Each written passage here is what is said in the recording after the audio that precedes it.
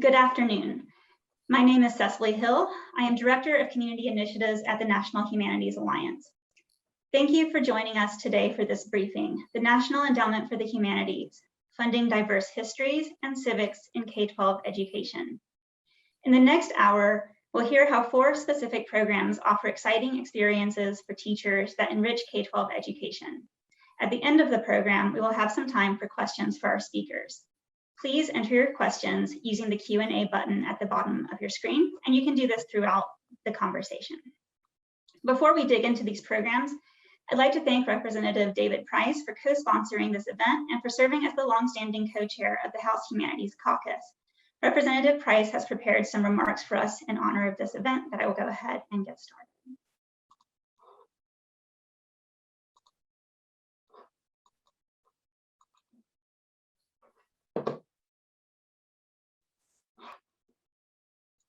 Hello, I'm David Price, Congressional Representative from North Carolina's 4th District, and I'm proud to be the longtime co-chair of the Congressional Humanities Caucus.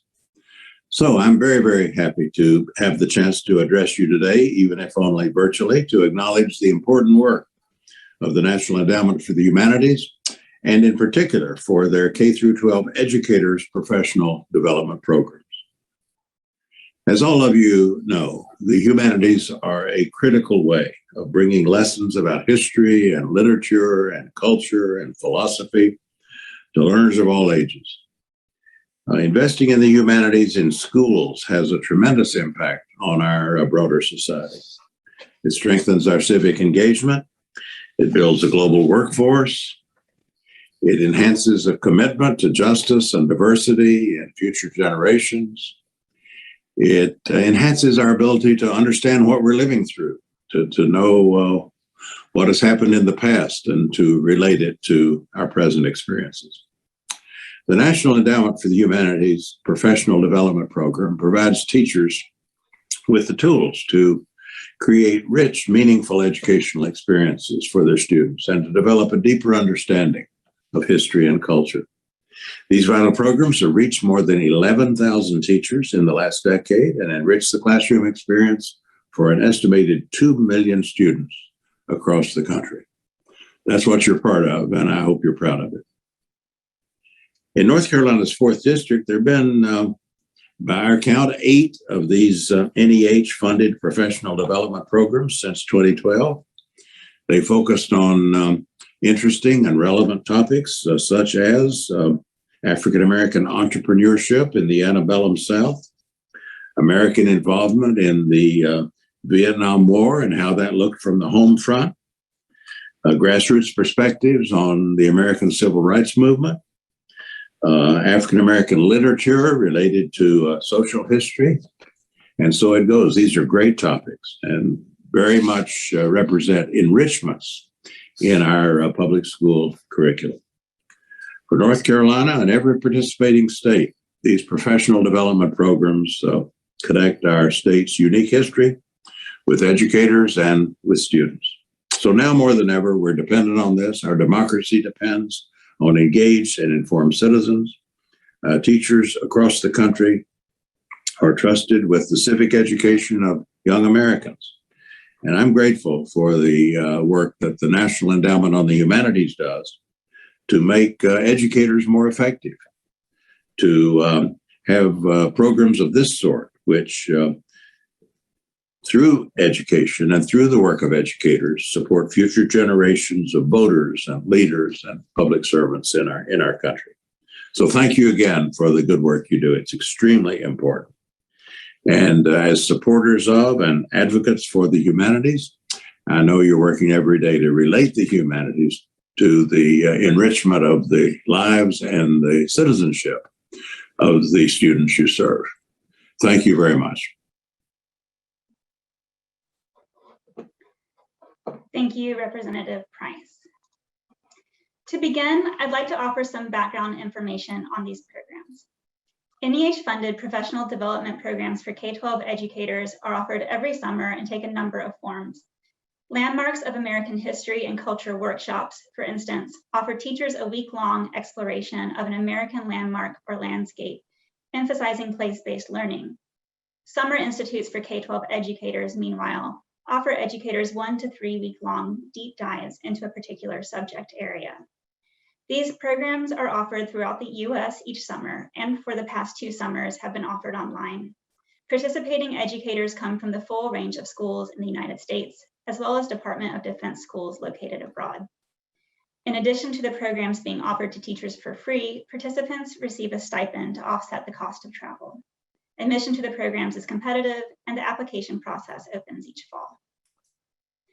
Since 2018, the National Humanities Alliance has partnered with more than 20 of these programs to evaluate their impact. Quantitative measures consistently demonstrate that they provide teachers with a quality educational experience that has an impact on their classrooms. For instance, 98% of respondents to a 2018 survey said they would recommend participating in their particular or another NEH workshop to a colleague. 100% of respondents reported that their program helped them grow as an educator. 81% reported significant or transformative growth. And programs have a ripple effect of benefits beyond the participating educators. 86% of respondents to a year-out follow-up survey indicated that they had shared resources from the program with other teachers in their schools. I could say more, but joining me today are the directors of 4 very successful programs who can speak more directly to their impacts. Stacy Greer is the director of the History Project at the University of California, Davis, and the project director for the Transcontinental Railroad, Transforming California and the Nation. Rolando Hertz is the executive director of the Mississippi Delta National Heritage Area and the director of the Delta Center for Culture and Learning at Delta State University. He is the project director for the most southern place on earth, Music, History, and Culture of the Mississippi Delta. Alice Nash is an associate professor of history at the University of Massachusetts Amherst and the project co-director for teaching Native American histories. And Ray Locker is an author, journalist, and editorial consultant with the Heart Mountain Wyoming Foundation. He is the project director for Heart Mountain Wyoming and the Japanese American incarceration. Thanks all of you for participating in this panel. I have a few questions to get us started, and I think with this first question, we'll just start with Alice, who was on the left side of my screen, and move to Rolando, then Stacy and Ray, if that's okay. So the first question is quite straightforward. Can you tell me a bit about your organization and program? Is there any one standout event or element that really has an impact on the teachers?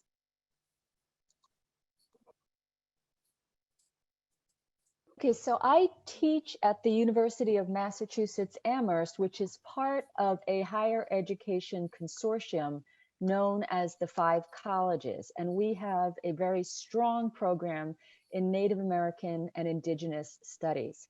So I've been working in this area with colleagues for about 20 years on different kinds of programs that include students, academic scholars, community-based activists, and a lot of work with teachers.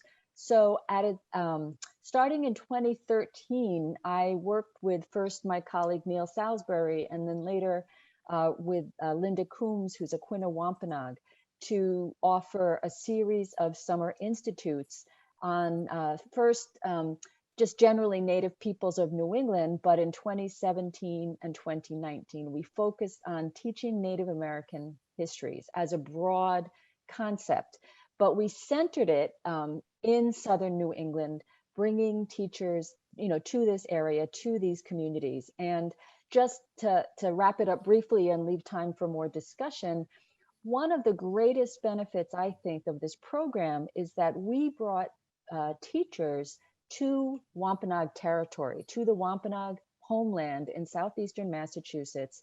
They lived together, they worked together, and they met a whole lot of Native people, not only Wampanoag, but from other tribes. So their sincere, burning desire to learn the truth about Native American history quickly bumped up against the reality that Native people are really different, that they have different political beliefs, different ideas about tradition, different kinds of personalities. They met and worked with many different people, and we really wanted them to learn how to get a feel for what sources, how can they tell if a source is good? How can they begin to do their own research and not be frozen from the fear that they don't know what good sources are? That's the context we really wanted to give them that I think they took back to their classrooms. And it's really been fun to see how they continue to learn. Thank you. Rolando? Yes, hello. Thank you for this opportunity. So I am Rolando Hertz. I'm the director of the Delta Center for Culture and Learning, and our mission is to promote greater understanding of Mississippi Delta culture and history and its significance to the world. And we say we do that through education, partnerships, and community engagement. And so one of the important partnerships that we have is with the National Endowment for the Humanities to conduct our Most Southern Place on Earth workshops for K-12 educators, which is a Landmarks of American History workshop. And we are very excited to host this. We've been doing it for the past 10 years. We're going into an 11th year now. Of course, because of COVID, we had to postpone. But it's a place-based experiential learning opportunity for K-12 educators. Over 700 have come from across the country to the Mississippi Delta region, which is known as the birthplace of the blues and the birthplace of the modern civil rights movement via the lynching of Emmett Till. It is also known as the poorest region and the poorest state in the United States. And so having these teachers come here to spend a week in June, a week in July, actually means something beyond just, educational exchange and community engagement opportunities. They're learning and our residents learning from them.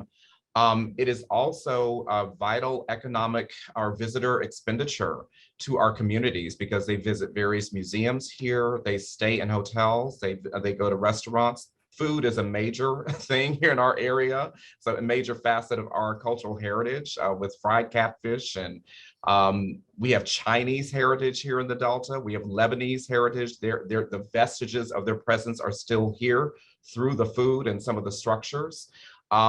Soul food, of course, if you're talking about African American history and culture. And so having those teachers come here to engage with all of those elements here in our Mississippi Delta National Heritage Area, because as Cecily stated, I'm the executive director also of the Mississippi Delta National Heritage Area, which is a partnership with the National Park Service.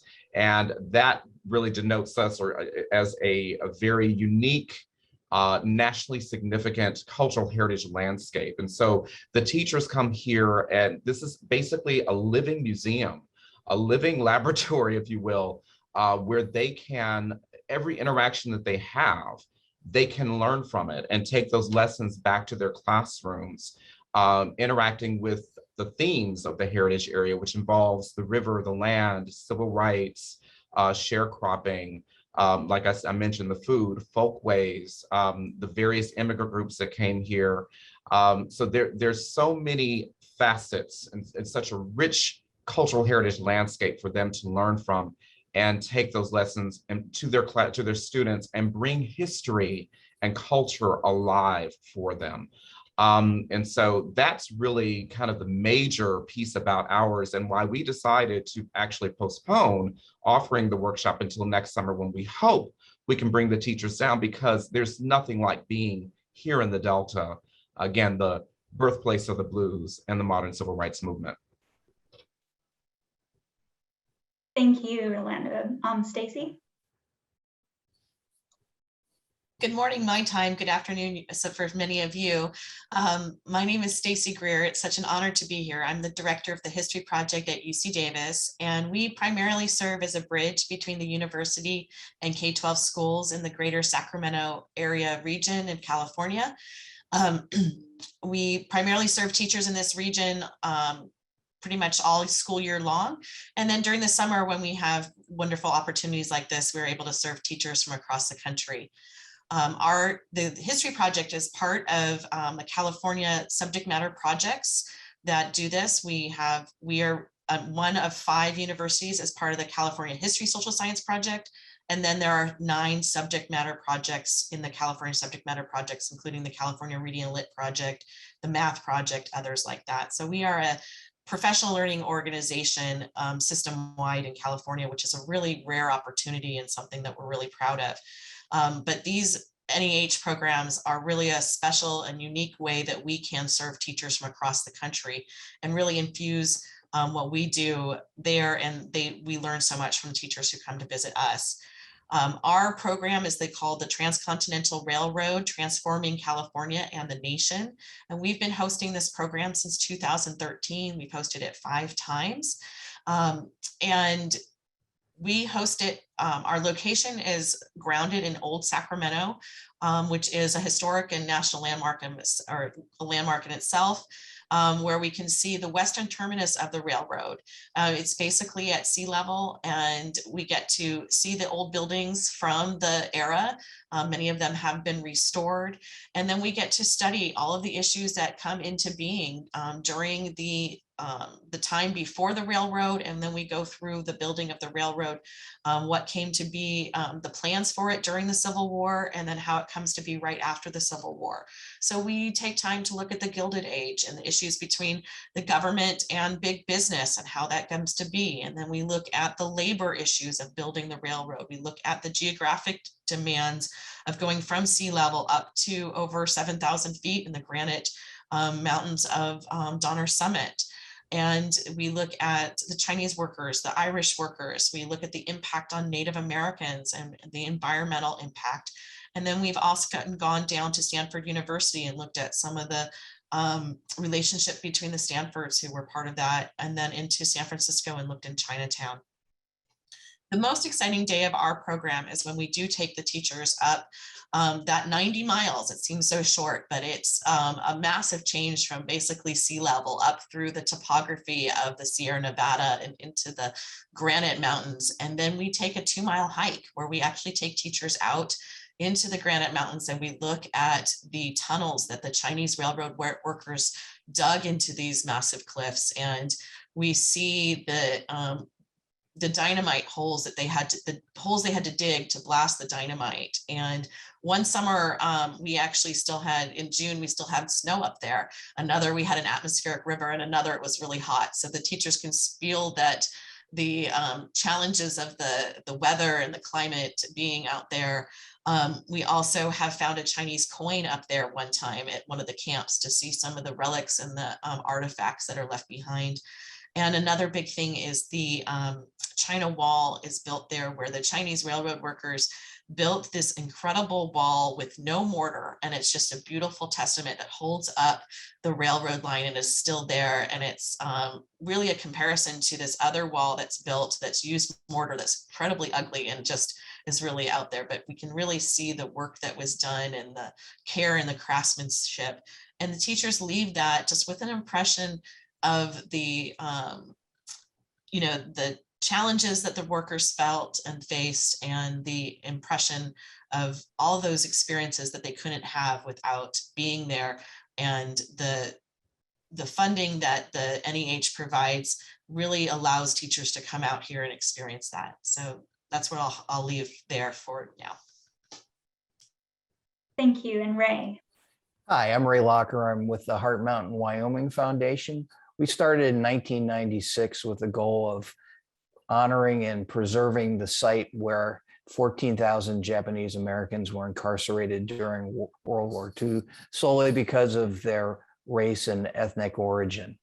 Our program, Heart Mountain Wyoming and the Japanese American incarceration, looks at more than just those particular 3 years in which the people were incarcerated at our site in northwestern Wyoming. It covers an entire sweep of the Japanese experience in the United States, and also incorporates other ethnic groups who came here, particularly the Chinese, as Stacy mentioned, who were part of building the railroad. They were excluded from the United States in 1892, and that kind of led to the Japanese immigration here. We also look at development of water politics in the West, which created the Buffalo Bill Dam, the Old West mythology exemplified by Buffalo Bill Cody, whose name is on the town where we host much of our workshop, as well as the Native American nations who lived in our area, the Crow, the Blackfeet, et cetera.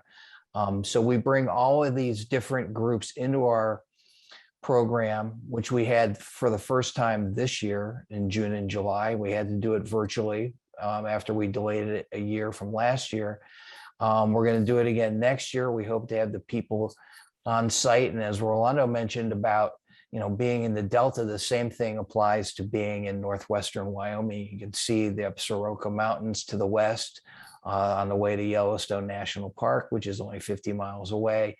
You can feel the big sky feeling and sense the desolation and dislocation that many of the Japanese Americans must have felt when they were deposited there at the end of a four-day-long train ride with the shades drawn, and realized where they had been sent. Perhaps the most interesting and I think rewarding part of our workshops were the comments and the participation from the former incarcerees themselves, who were part of our faculty and were on a landmark, a Legacy of Heart Mountain panel. They include Sam Mahara, who came as a child, watched his grandfather die of cancer in the camp and his father go blind because he was denied medical care. And then 3 other incarcerees, including a 95-year-old resistor for the military draft, Takashi Hoshizaki, who spoke about his experience and subsequent conviction and federal imprisonment after he had already been incarcerated at Heart Mountain. All of our participants found that extremely rewarding.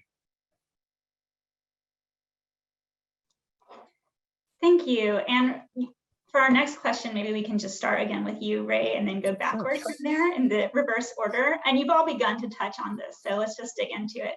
How do these programs promote the teaching of diverse histories? Well, for us, I mean, first of all, the people who were involved in the incarceration, the incarcerees, were a diverse group of people, considered an alien race with an alien religion and language and alphabet. So they were othered on multiple levels. And so teaching their experience deals with, obviously a diverse and different group of people, plus the other different communities that are part of that experience as well, the Chinese and Native Americans.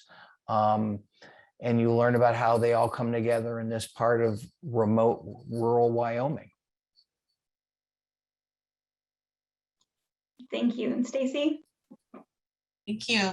And like Ray and like I've mentioned before, one of our big focuses is looking at the Chinese railroad workers. And something that you may not know that fascinates the participants is that there are no records of the Chinese railroad workers, no records of their accounts, so their lives, their experiences in their own words or in their own handwriting. Despite the Stanford, there's a huge project led by Stanford University's Chinese Railroad Workers of North America project for them to explore, they studied this and they looked through both continents, looking for the words of their, looking for records to find their own experiences. So we discuss that with the teachers. What does it mean to know that these people were working so hard and having these experiences, but not being able to find their own voices? And how do we read through the archives, read across the grain, read through the absences to try to get at learning about their experiences? So that's one way we address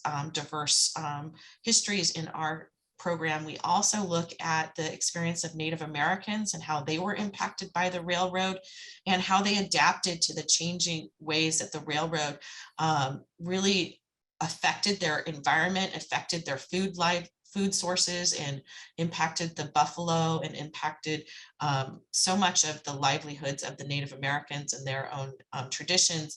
And we look at that. We look at the Irish and other laborers who worked on the railroad. And in the last program, we actually also expanded the examination to look at the impact of the railroad on people's lives much later after the completion of the Transcontinental Railroad. We looked at the lives of people living in the West and how the railroad brought life to their towns and different rural communities, and also the African-American Pullman porters who worked on railroads and their lives and how that was impacted by railroads. So we really try to bring in multiple voices and experiences when we're analyzing the railroad. Thank you. Rolando? Yes, I'll say again that the Mississippi Delta is the birthplace of the blues and the modern civil rights movement. Clearly, we are a predominantly African-American region, and that comes out of slavery and sharecropping. The slave trade came up the Mississippi River into Natchez and then into Greenville, and all of the rivers that run through here, the Yazoo, the Sunflower. the older towns that were here in the Delta in the mid or early 1800s before the Civil War. There weren't a lot of them because this area wasn't settled. It was basically a wilderness that had to be cleared, but slave labor was used to do that and established some of these other towns after the Civil War.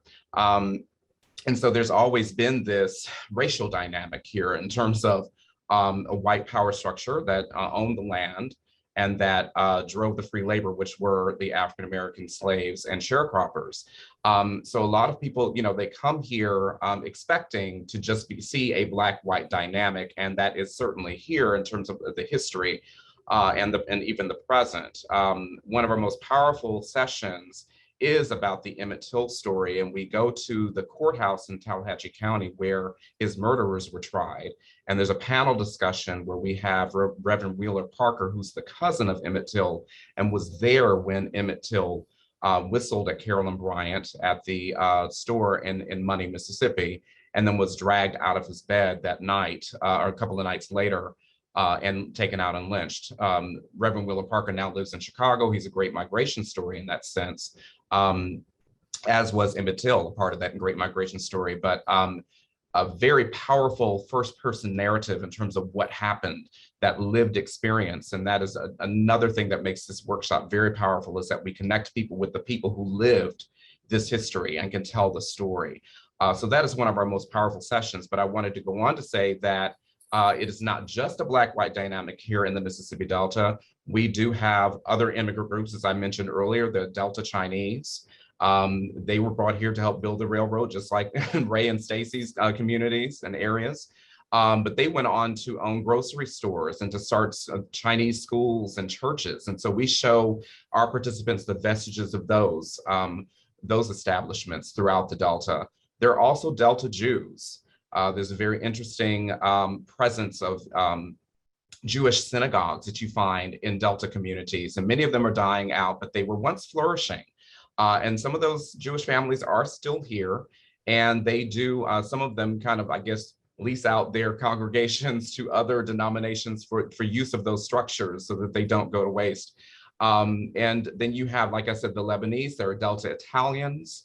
We actually held a session where Delta Italians, a group of them came in and shared their stories of their experiences living here in the Delta.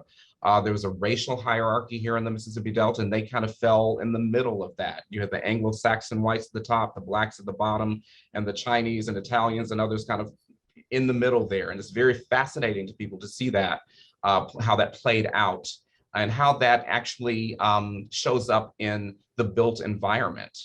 You have separate cemeteries for the Jews, the whites and the blacks and the Chinese. That's in Greenville, Mississippi. And so there are Irish, there are other groups that were here in the Delta as well. So that's one of the, I think, light bulb moments for people when they come here, for our participants, that the Delta is a much more complex place than they ever imagined. And so we tell them, our tagline often is expect the unexpected when you come to the Mississippi Delta, and they certainly do get that, and they find it to be a very transformative experience being here. Thank you so much. And Alice? Yeah, well, our program is called Teaching Native American Histories, and that emphasis on teaching, I think, reflects how we try to complicate and have teachers have open, transparent conversations about what it means to teach more diverse histories. We have this idea that somehow teaching diversity should feel good. I call that the It's a Small World smorgasbord approach, right? We'll hold hands and taste each other's food and sing and dance, and it will feel good. But diversity is really uncomfortable as often as not, right? Especially with something like Native American history, we bring feelings of guilt, we bring fear of being judged, we bring fear of making a mistake, and that all affects the way we relate to each other when we're teaching and learning about difficult, complicated topics. And so the beauty of our summer institute, we've experimented with 2 weeks or 3 weeks, and both programs can work well. But we have our program structured around concepts that we introduce in week 1, and then we come back to them in week 2 and go deeper. And if we have a third week, we continue to talk about these concepts because there are things you can't talk about on day one when you don't know each other, right? One of the amazing, I wouldn't call it a highlight, but in 2017, we had an extremely emotional day towards the end of the second week when we were talking about historical trauma and the impact on Indigenous peoples, not just of particular things they experienced in the past, but the ongoing impact of having, the Wampanoag get celebrated around, Plymouth in 1620. But those histories aren't taught in a way that reflects the actual impact on Indigenous peoples. There's a kind of, ongoing trauma from that. And as we talked about the impact in present day Native communities of how their histories are taught or not taught, right? Literally, there were two of our Indigenous teachers and two of our Indigenous speakers, our guest speakers, within the span of a few days, who had young people in their communities who died from suicide or opioid overdoses, right? And this is very directly connected to other larger issues in these communities. But the impact on our non-Indigenous teachers was that if this had happened the first day or in week one, they wouldn't have known how to talk about it. And it was still a difficult conversation, right? But when you're really diversifying history, it's going to be complicated. And there's no one formula. There's really no way to do this without some people feeling hurt or angry or upset or confused. And so learning how to navigate this in a way that allows it to be productive for everyone so that nobody's being left out, nobody's being hated, or, that is probably the most difficult thing about really embracing the diversity of American history. It's helpful to have content, it's helpful to have facts and specific examples, but the luxury of time to have our teachers together, getting to know each other, building a basis, including with the Indigenous communities that they get to meet, a basis for a really deep conversation where you could go back to somebody and say, the first time you brought up that subject, I was really offended, but I've had time to think about it. And can we talk about it, right? Those kind of conversations, I think, are often what stops teachers from going outside their comfort zones. And so to me, that experience of thinking about what is diversity? What does it mean to teach diversity? Are we allowed to have feelings about diversity? I think that's also an important part that goes together with also teaching content. And that requires us to get to know each other. So. Thank you so much, Alice. For this third question, I think we'll start with Stacy and then Rolando, Alice and Ray, if that's all right. Trying to switch it up a little bit and not put the burden too much on any one of you to go first. So finally, as I'm sure you know, with the Department of Education, the NEH supported the recent release of Educating for American Democracy by iCivics, which calls for a renewed investment in and emphasis on civic education. In what way does your program support this call? How does it support civic education? Yes, thank you for the question. As we believe strongly that our robust place and inquiry-based history program is fundamental to a strong strong civics education. And we really help teachers develop skills and conceptual understandings that will help foster those in students. We address traditional concepts that we consider as part of civics. For example, we talk about that government business relationship, as I mentioned before. So that's what we might think about as part of that content or knowledge base in civics. But we also teach skills that are fundamental to civics. So we have source analysis tools. I think Alice mentioned something very similar, where we help students analyze information from the past and from the present that helps them be able to discern fact from fiction or fact from bias, and credibility, context, perspective, which are critical thinking skills that are necessary for analyzing information today. We also have a landmarks analysis tool that we use when we're out in the field, and we help teachers think about ways that they can help their students analyze their landmarks in their own local area. We question whether the landmark represents a history that is a forgotten part of our past, a living memory, simply a memory, or it's alive today. And then we help teachers translate that to whether or not statues represent something that should be remembered today or change over time. Perhaps our perspectives should change. So we've linked that, and teachers have linked it themselves to those issues around whether or not we should be taking down statues and how our interpretations or perspectives may change.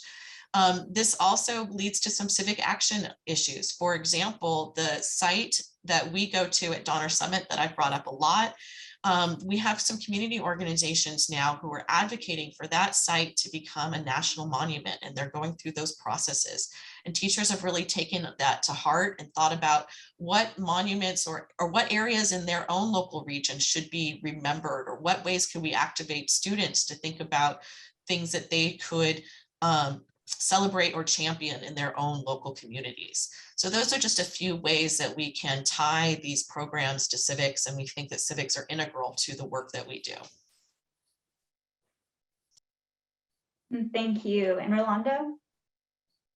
Yeah, so I think our civics education here takes on more of a social justice bent, but of course, with us being the birthplace of the modern civil rights movement, we are the home of Fannie Lou Hamer.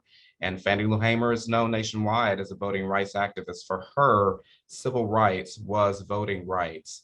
One of our participants, we were featured on the NEH for All website that you all put together. And one of our participants talked about how they didn't know anything about Fannie Lou Hamer until she came through our program. And then she actually incorporated Hamer into her voting lessons during an election year. So that's the kind of impact that we hear about, that we see from our teachers coming here and learning about these figures of history who were on the ground, you know, fighting and then making a national wave through what they were doing with regard to voting rights. Another little known voting rights activist here in our region is a woman named Vera Mae Piggy out of Clarksdale, Mississippi. And I think during our 2018 workshop, we partnered with the Mississippi Humanities Council, Grammy Museum, Mississippi, and some other entities to host a reading of a play that was written about Vera Mae Piggy and the work that she did. She did voting registration out of her beauty shop in Clarksdale. That's the fascinating thing about, you know, the conversation about third spaces and communities, and what these brave people had to do to make a difference in their communities and create opportunities and safe spaces for things to happen in the African-American community. And so this was a story about Vera Mae Piggy that some local students as well as adults came together, researched her life, and illuminated her, you know, in a way, and put her on stage, literally. And what we did was we invited, and we do a series of these community engagement events during the workshop, usually on Wednesday evenings when we have a little downtime for ourselves.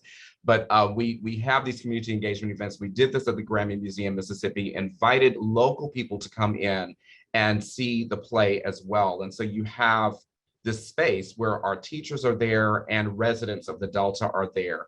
This the play was read, and then afterwards there was a conversation about the current state of voting and civil rights in the Mississippi Delta. So connecting the past with the present.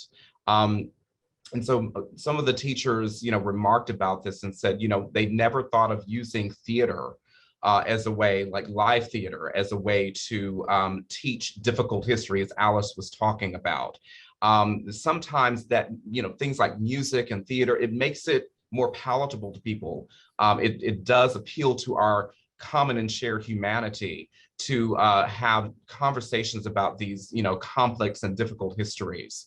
And so that's really the way that we are, you know, have dealt with civics education in our workshop, because we have these towering examples of them, of leaders from the Delta who have done this work on the ground. And it's about illuminating their stories and empowering communities who knew or maybe didn't know as much about these towering figures, but they're right here in the community, and it gives them an opportunity to be educated about it, to share their stories with our workshop participants. Thank you. And I cannot remember who I said next. Alice, would you mind going? Sure. Many of the teachers, even those who know a fair amount, when they begin our summer institutes, they're still focused on things like land and culture and ceremony and the things that they would find maybe appealing, or they're coming in through a lens of oppression, oh, the poor Indian kind of a model. And it's always a wake-up call when they begin to realize that there is such a thing as federal Indian law that coexists with other aspects of our federal law, that that Native people, to some extent, as citizens of the United States, they live under the same rules as the rest of us, but there is a whole patchwork of conflicting and messy laws that affect Native people in ways that we don't begin to understand. So first, just that idea of understanding how little they really understand about the structure of the United States, how much their own civic education has overlooked, gets them interested, gets them intrigued, gets them wanting to learn more. There are specific things that they learn from meeting people in these communities, seeing how tribal governments work. What does that mean, for tribal governments to have their own, offices and departments of health or education, or why do tribes have a historic preservation officer, a TIPO, right? To begin to understand that law. But then there are other aspects that I think make a huge impression. For example, one of the things I hear over and over again is not that people focus on their rights, as most of us do in the United States, but they also talk about responsibilities. And there's a lot that we could all learn by keeping those concepts linked. We need to talk about our rights. We also need to talk about our responsibilities, to begin to ask questions about the United States. Tanya Ganella Frischner, who's an Onondaga leader who passed away a few years ago, she used to say, as Native people, we're not asking for handouts. We're asking for the United States to keep its promises and hold up its responsibilities based on treaties. That doesn't make any sense to most people when they first hear a statement like that, right? So this is an aspect of the United States government that I think is certainly important and worth studying, and it raises questions for the generations going forward, to say, well, a lot of our history in the United States was based on the assumption that indigenous peoples would die out or disappear, so they wouldn't be a problem. But if Native peoples are still here, if they still have rights and responsibilities and obligations, how do they fit into the United States? Not just in terms of learning about the histories, but in terms of our larger civic structure. And why is it important to understand that, for example, African Americans in the civil rights movement, part of the goal was to bring in the federal government when states were violating constitutional rights. But for Native peoples, quite often the federal government was the problem, not the solution. So you can't just lump people together through this kind of, BIPOC rubric of civil rights. We also need to know very specific histories. And so I think a lot of what we try to do is sort of open up these areas that really need more discussion. And then we tell the teachers, that's the work you and your students need to be doing. Thank you. And Ray? Well, obviously, civics education is a huge part of what we do. And we look at, how federal law and state law affected, many of the Japanese Americans and other ethnic groups, starting with the Fort Laramie treaties from 1851 onward that moved the Crow and other indigenous people out of this part of Wyoming into Montana and other areas, to the 1882 Chinese Exclusion Act, which excluded Chinese but allowed Japanese Americans to come in. The 1913 Alien Land Law that prevented the grandparents of our board chair, Shirley Higuchi, from actually owning their own farm, which had to be put in the names of their minor children, to the 1924 Immigration Act that excluded the immigration of basically all people from Asia and set serious quotas from folks from Southern Europe and elsewhere. All of that comes together, and we look at how inclusion or lack thereof really made a difference, because when those laws were passed, there were no Japanese American members of Congress. There were very few African Americans or any minority groups who actually had a say in what happened to these people on a federal level. And it was only, after the 1960s when you saw more Japanese Americans and Asian Americans in Congress, did things start to change. And we look at how, all of that led to the redress movement that paid reparations, $20,000 a piece to each surviving incarceree, and led to an apology from the federal government. So that inclusion really made a difference. And finally, we look at the example set by Norman Mineta, the former member of Congress and cabinet secretary, who was a childhood incarceree at Heart Mountain, and Senator Alan Simpson of Cody, Wyoming. Mineta, a liberal Democrat, Simpson, a conservative Republican, first met in camp in 1943 as Boy Scouts during a jamboree. They lost touch, but eventually came back together as members of Congress, crossed the aisle, and helped pass the Civil Liberties Act of 1988. And their legacy lives on. They're still the two pole stars of our organization, and they set an example for everybody on how you can disagree without being disagreeable and how you can get things done for the betterment of the country. And merging all of that together in our program is Tyson Emborg, our master teacher. I mean, without him, a lot of our success wouldn't be possible. He really integrates his history into lessons for how teachers can use it in their classrooms. And that's made a huge, difference in how we communicate this story.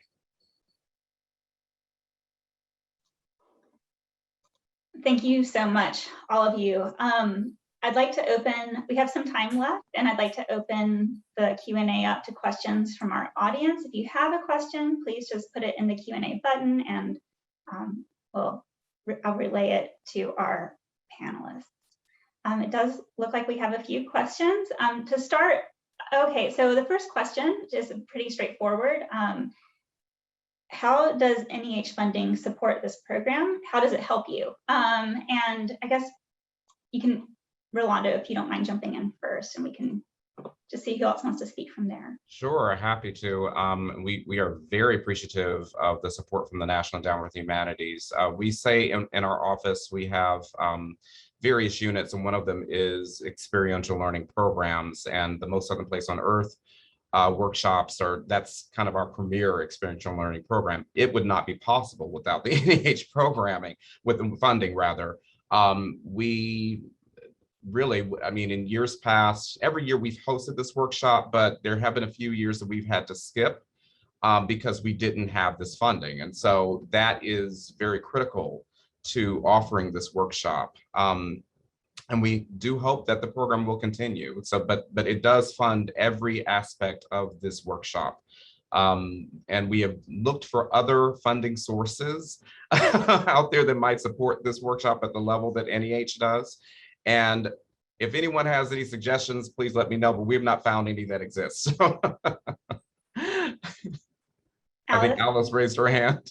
No, I don't have funding, sorry. But, the impact of the financial support is, of course, huge because this is extremely labor intensive. There's a lot of work that goes into planning and implementing and organizing these programs.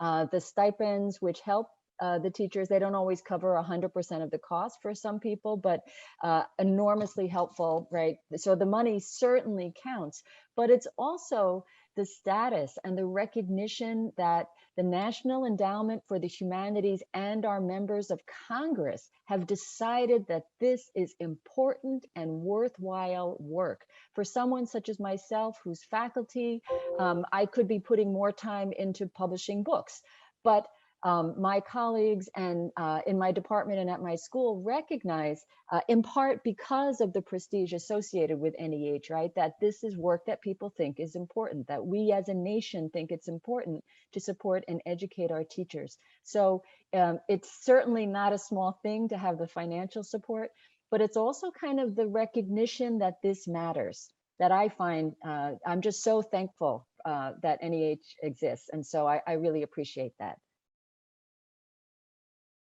Ray?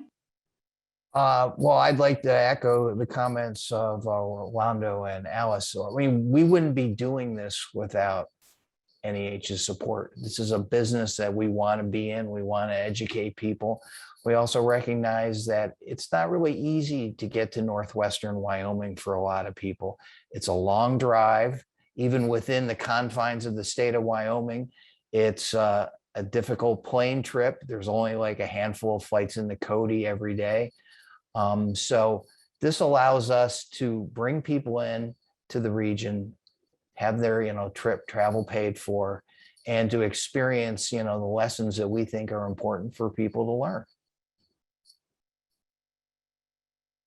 Yeah, I don't have much to add that more than what my colleagues said, but while we serve teachers on a regular basis in and out working with schools and school districts, the experiential portion of the NEH programs that we host we're unable to do with the types of funding we have that we serve local teachers with.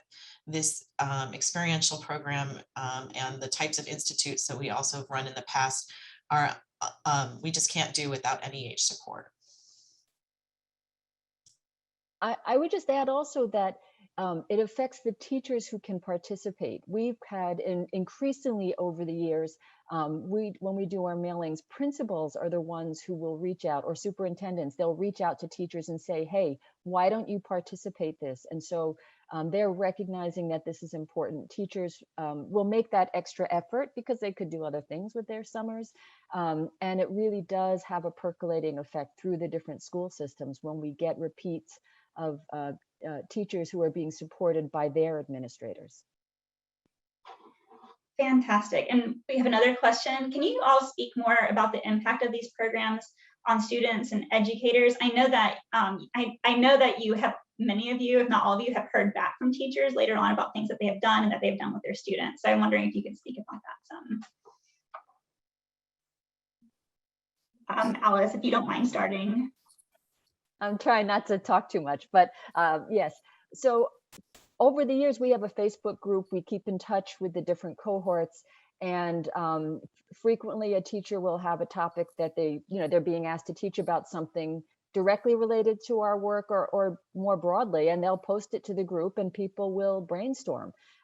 We have one teacher from Massachusetts who took the program in 2013, who's gone on to do TED Talks, and she had a Fulbright to go to New Zealand to study Maori education, and she's gotten all the other teachers in her school to expand their curriculum, and it's percolated up through the school.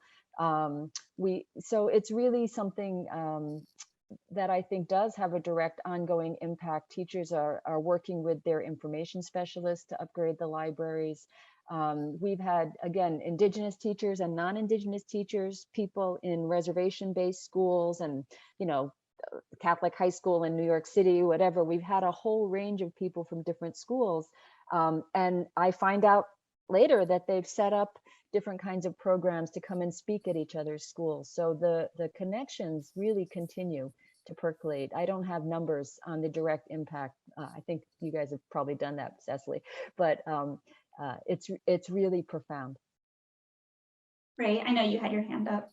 Yeah, well, I mean, we just started doing this year, so we're trickling in comments from various educators about what they're doing in the new school year, and during the workshops themselves, many of them were moved to tears basically by some of the things they learned. I mean, as we're, all of us working on the program. So we could tell it's having at least an emotional impact. And we think we gave them the tools to use to, make this applicable in the classroom. Rolando or Stacy, do you have anything? Sure. I would say I agree with the emotional impact. Absolutely. Particularly as I mentioned during the Emmett Till session that we've had any number of teachers to break down that day. And then what Alice stated about the connections that are created, kind of, it seems like lifelong. I mean, we've had some of our participants get married. That has actually happened in a couple of cases. But just, the camaraderie, the community of scholarship that goes on. The information that's shared on that Facebook page, we absolutely see that being very impactful. But we really appreciate the support of the National Humanities Alliance in surveying our teachers. They did a wonderful working with you all gave wonderful feedback about what this has meant for them in terms of being a professional development opportunity that has helped to reinvigorate their commitment to teaching. And so some of the results of that, 100% said the workshop helped them to grow as an educator. 100% said that it was superior to other professional development opportunities. 92% said that they were extremely satisfied with the return on invested time and energy. 72% said that it inspired them to pursue additional education and professional development opportunities. So we've seen any number of teachers go on to get their PhDs, and some of them have come back to study aspects of the Delta, incorporate that in their dissertation research. On an anecdotal level, I'll say I can recall another program that we did that was separate from the workshop. It was called the Delta Jewels Oral History Partnership, about African-American church mothers from the Mississippi Delta sharing their stories. There was a teacher, a former participant at University of Illinois Laboratory School, who brought her oral history students here to meet the author of the book Delta Jewels in Search of My Grandmother's Wisdom, who we partnered with to do these community gatherings around the church mothers. And the author spent time, Alicia Burton Steele, who's a professor at University of Mississippi, spent time with these oral history students. And then we invited them to a community gathering that we had in the historic Black town of Mound Bayou, just right up the road from us, during one of their Founders Day celebrations. And there were over 300 people in a church on a Saturday. And those students were there witnessing this. And so what a rich way to have to, again, these connections lead to so many other educational opportunities for the teachers, for their students, for their families. So we've had teachers come back to the Delta over and over again. And we really like to see that, again, from a tourism and economic development standpoint. As Ray said, you've got to visit this place. And there are not many people who just say, I want to go to the Mississippi Delta. Give them a reason to come and they'll start coming back. So that's something that we really, really love about hosting this program and seeing those kind of impacts. And just something small is that we give the teachers the opportunity to submit their lesson plans in order to earn university credit. And a good portion of the teachers do, and they're really engaging lesson plans. So we see that the teachers have taken the information and really thought about it and applied it to their classrooms. And then the teachers share that. They're anxious to see what the other teachers have done. And then we share that with every cohort that goes through. And we're trying to publish some of them on our website, copyright available or permissions as we go. But just even seeing that we see that they have taken what they have learned and are applying it into their classrooms directly. And that's really important beyond everything else that everyone said, the connections that they're making, just the emotional impact. We've had a few Chinese